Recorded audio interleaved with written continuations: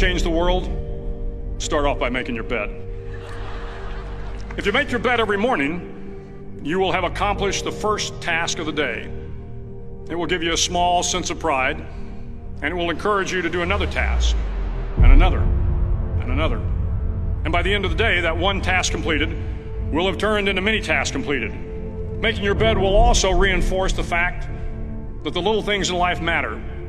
If you can't do the little things right, you'll never be able to do the big things right. And if by chance you have a miserable day, you will come home to a bed that is made, that you made. And a made bed gives you encouragement that tomorrow will be better. To pass SEAL training, there are a series of long swims that must be completed. One is the night swim. Before the swim, the instructors joyfully brief the students on all the species of sharks that inhabit the waters off San Clemente. They assure you, however, that no student has ever been eaten by a shark, at least not that they can remember. But you are also taught that if a shark begins to circle your position, stand your ground. Do not swim away. Do not act afraid. And if the shark, hungry for a midnight snack, darts towards you, then summons up all your strength and punch him in the snout, and he will turn and swim away. There are a lot of sharks in the world. If you hope to complete the swim, you will have to deal with them. So if you want to change the world, don't back down from the sharks. Over a few weeks of difficult training, my SEAL class, which started with 150 men, was down to just 42.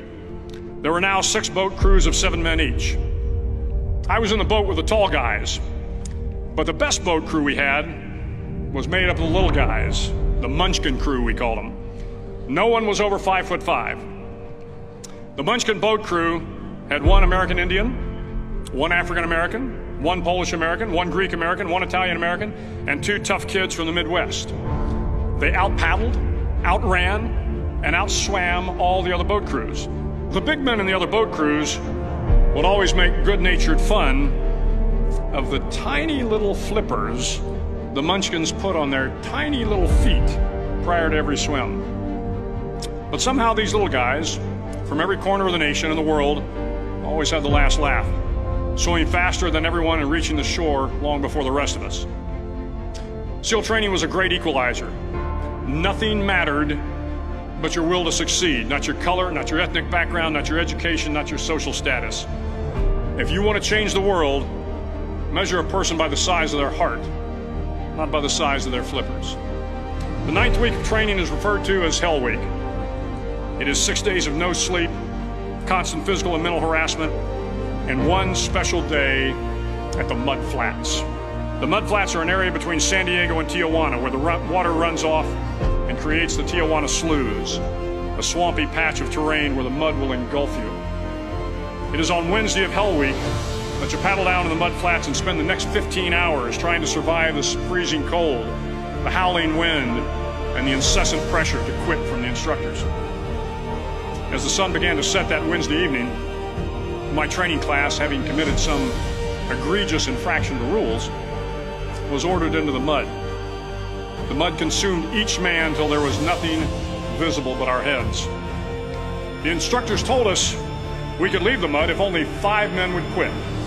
Only 5 men, just 5 men, and we could get out of the oppressive cold. Looking around the mud flat, it was apparent that some students were about to give up. It was still over 8 hours till the sun came up. 8 more hours of bone-chilling cold. The chattering teeth and the shivering moans of the trainees were so loud, it was hard to hear anything. And then one voice began to echo through the night. One voice raised in song. The song was terribly out of tune, but sung with great enthusiasm. One voice became 2, and 2 became 3, and before long, everyone in the class was singing. The instructors threatened us with more time in the mud if we kept up the singing, but the singing persisted, and somehow the mud seemed a little warmer, and the wind a little tamer, and the dawn not so far away. If I have learned anything in my time traveling the world, it is the power of hope. The power of one person, a Washington, a Lincoln, King, Mandela, and even a young girl from Pakistan, Malala. One person can change the world by giving people hope. So if you want to change the world, start each day with a task completed. Find someone to help you through life. Respect everyone. Know that life is not fair and that you will fail often. But if you take some risks, step up when the times are the toughest, face down the bullies, lift up the downtrodden, and never ever give up. If you do these things, the next generation and the generations that follow will live in a world far better than the one we have today. And what started here will indeed have changed the world for the better.